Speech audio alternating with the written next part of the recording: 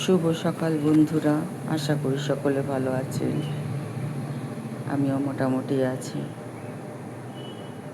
সকালবেলায় জানলা দিয়ে এক ফালি যেটুকু দেখা যাচ্ছে,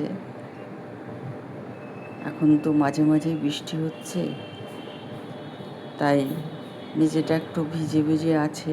বাবুদের যেগুলো বসার জায়গা আছে সেগুলোও সব ভিজে গেছে।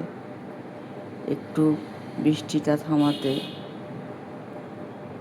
মা ছানাপোনা নিয়ে এখানে বসে আছে। নতুন দিনের শুরু, আবার সকাল থেকে খাবার খোঁজার পালা। আর মাকে অনুসরণ করে বাচ্চাগুলো এদিক সেদিক যায়, আর কিভাবে লুকিয়ে পড়তে হয় কুকুর টুকুর এলে সেগুলো ওরা খুব ভালোভাবেই রপ্ত করছে। এখন একটু একটু বড় হয়েছে, মায়ের সঙ্গও দেয়।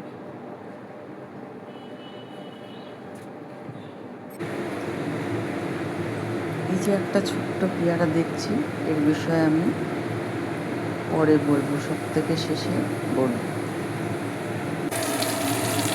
সকালবেলা আমার রান্নাতে চলে এসেছি।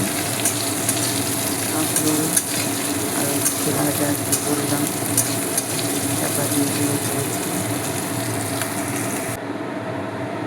এবারে কলমি শাক কাটাচ্ছি, কালো দিয়ে লঙ্কা ফোড়ন দিয়ে কলমি শাকগুলো ছেড়ে দিই। একটু বেশি কিছু না, একটু ভাজা আর একটু ডাল করে ছেড়ে দিয়েছি।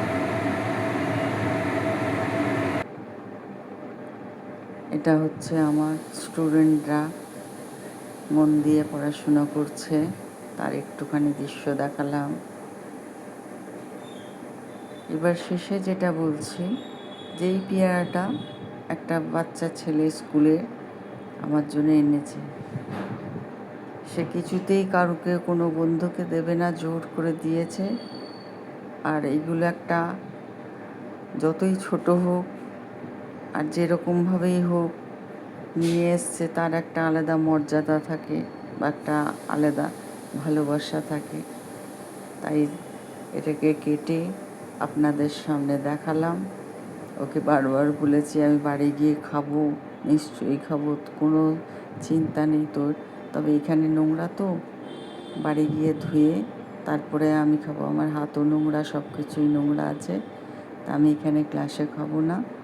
সেইটুকুই দেখালাম যে এক একটা ছোট্ট ছোট্ট জিনিস কত ভালোবাসার স্মৃতি ধরে রাখে।